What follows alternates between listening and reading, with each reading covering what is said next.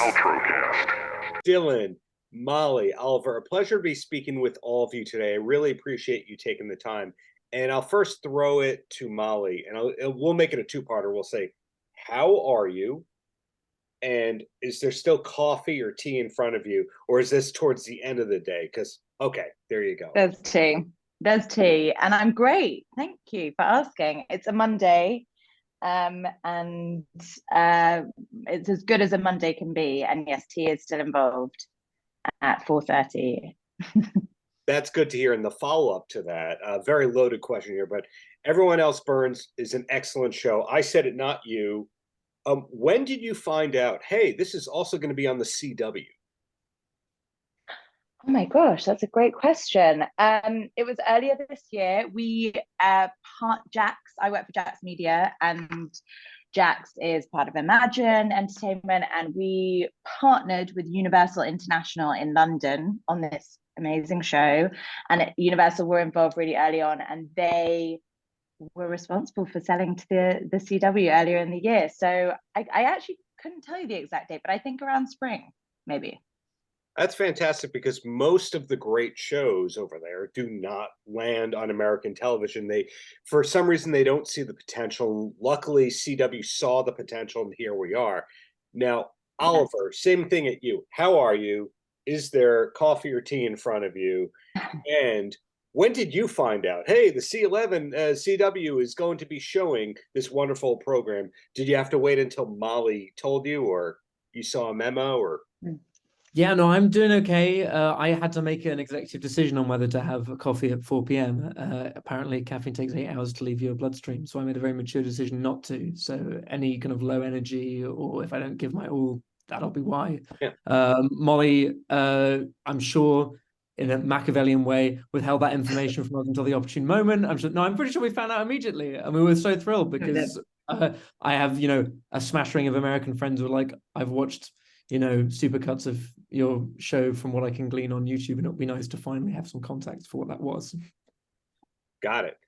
Dillon, we're going to change up part 3 of that question after we find out how are you, and are you caffeinated now? I am on the water. I think Ollie loves sort of plying me with kind of distressing statistical data, I think because he used to be a doctor way back. So I would have previously been on sort of coffee number 5, but his kind of the half-life of caffeine and all that stuff. Yeah, he's got in his head with his sort of medical kind of magic. So I'm on the water. Yeah, I'm doing really good though. Thank you, really well. Yeah, very pleased to be here. Well, the follow-up that I have to you, Dillon, and this is an ignorant American question. Are you ready for an ignorant American question here? We're mad hyped for that. I'm very curious what this is going to be. Yeah. Well, it's complimentary, believe you me, because again, Everyone Else Burns is excellent. So the fact that I keep saying that, we keep plugging the show. We're on task here. CW can't hate this interview. So when you were doing research as a writer, I'm not going to use the term journalist. When you're doing research as a writer, you kind of go, okay, well, let's see what's on Wikipedia. Let's see what's on IMDb. Now, oftentimes people who are successful internationally, the full story is not there. So where did you come from, Dillon, to wind up on this excellent show in a senior role like this? Well, I mean, I think in lots of ways, we have been. It is kind of crazy that this has happened sort of so quickly, in the sense of what it was something like 3 years from script to screen, and Ollie and I wrote it on spec. So, we still can't quite get over just how amazing that is. But in terms of kind of further back, I met Ollie at uni, and we used to do kind of student comedy stuff together. I think the first time we met was him rejecting me from a show. And I sort of slowly clawed my way back into, I guess, his good graces over sort of the years of desperately trying to impress the guy. then we started doing live stuff together, but we always we really looked up to those kind of the American shows that we'd grown up with, you know, The Simpsons, kind of shows like that with sort of really high kind of gag rates. Those were the kinds of shows that we always sort of dreamed of writing. And obviously Everyone Else Burns is not The Simpsons, but I think, you know, we always kind of prided ourselves on just trying to work as hard as we could on the script. And I guess that is hopefully why Molly sort of wanted to go on this journey with us. That, you know, thankfully, we knew we wanted the script to go to Jax because we just loved their output. We loved at the time, you know, Search Party was still going. Kind of, we loved Broad City. We loved what they were doing, and we sent it to Molly, and, you know, we've sort of never looked back ever since, really. Now, Oliver, is all that correct, or is any of that fake news? I think we've got some great B-roll of my face just kind of nodding along as he tells my kind of villain origin story there. Yeah, then I started off doing student comedy together. The advantage of doing live comedy together is that we got to kind of form our comedic style together and in front of live audiences. We very quickly were, you know, whenever we thought we were funny, we were quickly disabused of that notion. So we could, in real time, kind of adapt our stuff and figure out what worked. And we still carry a lot of that into our on-page writing. I completely agree with everything Dillon said about how we look for that gag rate of a Simpsons, of an American Office, of you know, Brooklyn Nine-Nine, but we are also super keen to tell a narrative, and hopefully a narrative in a space that people haven't seen in a sitcom before. I'm trying to find that kind of more unique setting. Comedy with heart, and unfortunately, in the case of this show, no weird laugh track like a lot of the shows that we grew up on. We're living through the resurrection of Frasier, so it's a good time for it. So Molly, when I go through your credits, you do have a number of acting roles. Was that purely a we need a warm body, or did you actually start out before you found success as a producer and all that you wanted to be an actress? Real question. Oh my gosh. I'm so glad that a chunk of our 20 minutes is being dedicated.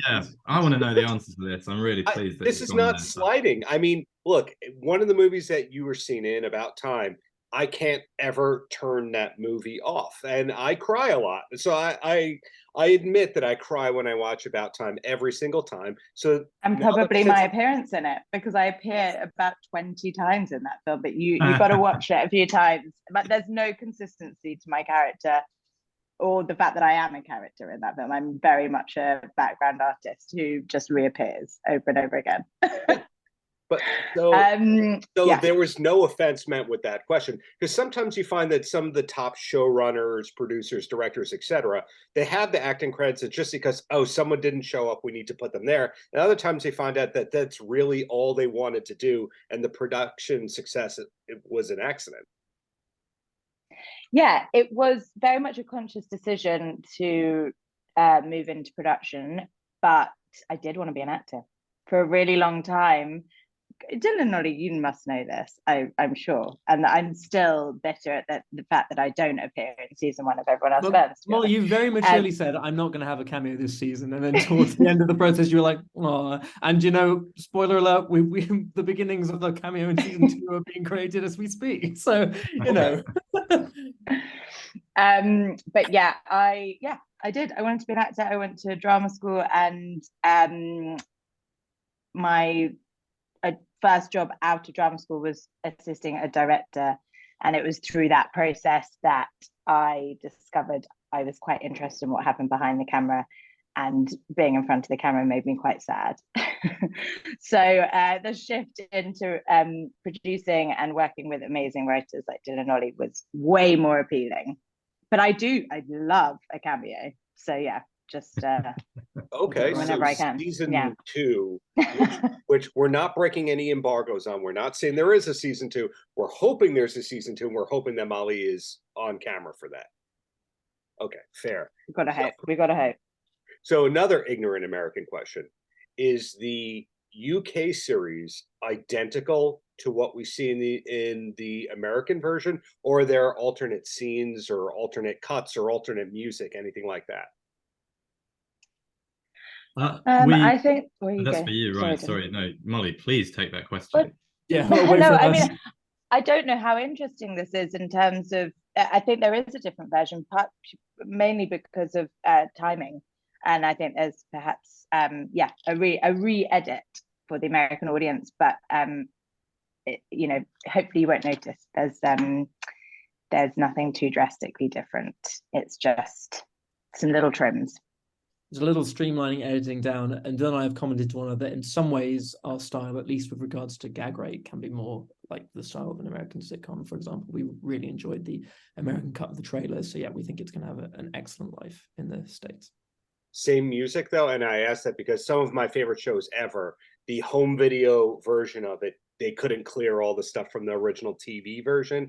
Wonder Years is one of those, Freaks and Geeks that happened with. And I know that UK shows have that blanket license deal where it's just like, we'll use anything. And then the US, the Rolling Stones go, no, you can't use our music. No, we are globally cleared on all of our beautiful music. So it will be that, in that sense, it'll be exactly the same.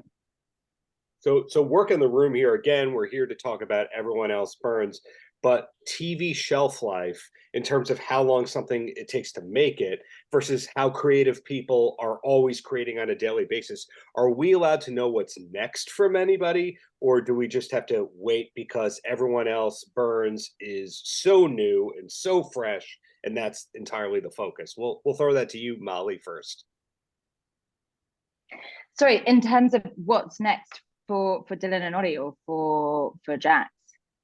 In general, for you, are we allowed to know what the next project that we, the general public, may be seeing, or is it all Everyone Else Burns forever and ever, amen? That's the best thing you ever did, and that's all. Molly, the ball's in your court here. I don't know what I can say.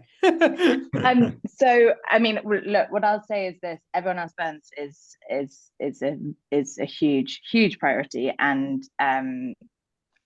I'm not sure how much I can say. But you will find out more soon, I'm hoping. But yes, it will always be a priority, and we'll and there's, just something to mention really is that Everyone Else Burns has launched Jax UK. Jax is known in America for all these amazing shows, and I had the incredible privilege to start the UK slate, and this show is that launch. So very, very crucial and important show in terms of Jax. And there is another project sort of coming close behind. Hopefully we'll be shooting next year. I'm not sure how much I can say about that actually, but it's a very exciting another half-hour comedy, but will always feel incredibly distinctive and left of center, and all of the things that Jax do brilliantly. Got it. Same question at you, Oliver. Aside from Jax and all that, are we allowed to know where we see you next, or is it Everyone Else Burns forever and ever? That's the last thing you're ever going to work on because it's the best thing you ever did. I'm furiously looking through bullet points here to see what I am and I'm not allowed to say. Oh, industry embargoes, many irons in the right. fire, things smoldering along, and yeah, very excited to hear more about Everyone Else Burns and the future of Everyone Else Burns. But the key is you're still writing. You're still you have your eye on doing other stuff, even if this does come back for season 2. Absolutely, yeah. Dillon, same thing for you, I would have to assume. Yeah, totally. I mean, I think, as a pair, Ollie and I really like going in kind of really deep on projects and really kind of feeling out the world in a lot of depth. And we feel like, we certainly want to try to make the world feel kind of rich and authentic, and we like spending the time to do that. So that is definitely the focus. We're really pleased to still be kind of writing in that world. But yeah, I'm of course doing other bits and pieces. I'm writing an episode of a show called The Franchise, which will be on HBO at some point, but it's not shot yet. But yeah, Team Everyone Else Burns, this is our baby, so it's always kind of the priority, I guess. Yeah, in our world building and research for the first season, we definitely found a number of different angles and ideas that we didn't get to explore at that point. So there's many, many more stories and many more tales to be told in this world. Fantastic. And the last question before I let everyone go has nothing to do with how great Everyone Else Burns is. You see the plugs keep coming, the compliments keep coming. Okay. what's the last concert that you went to live that you attended? And anyone who Well, has I've got a the great quickest answer to this. What a question. I mean, I think I might know what Molly's answer is. My one was actually I went to see a British artist called Patrick Wolf, who has sort of not really sort of disappeared for a while and is kind of relaunching himself. And it was a kind of lovely sort of intimate little gig in like an old church in London. I haven't been to anything sort of stadium-y, but Molly, I know that you have. So I'm throwing that to you. Yeah, I saw Harry Styles, of course. Is that what you were thinking of? Did you not see Beyonce as well, but you didn't come see the full stage? Oh yeah, that's a way more interesting story. Yeah, I went to Beyonce and couldn't see it. Sort of on the... You're not afraid of crowds. That's what I'm hearing. No, I would say I'm not afraid of crowds. No. Most comedy adjacent people that I speak with are like, oh yeah, I don't want to deal with people. I just go to club shows, but not you if you've seen Beyonce and Harry Styles in recent months.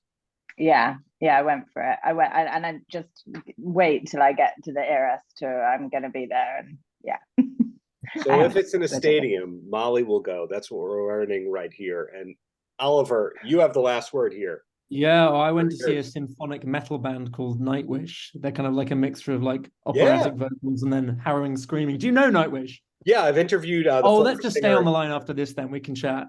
The next time I interview you, we'll talk about Van Halen for hours. Big time. And I'll wear a jacket covered in, band logos. Oh, dude, if you saw what's next to me right now, we're on the same page right there. But the bottom line is this. It's been a pleasure to speak with all three of you. Congratulations on this show coming over to the CW. Hopefully a season 2. And I really applaud the brave subject matter that the show is able to take on without feeling self-conscious about the whole thing. So keep up all the greatness, all of you, and really looking forward to all your future projects. Thank you so much. Thank you so much. Thank you, Darren. It's a privilege to be on with you. Thank you. Paltrocast.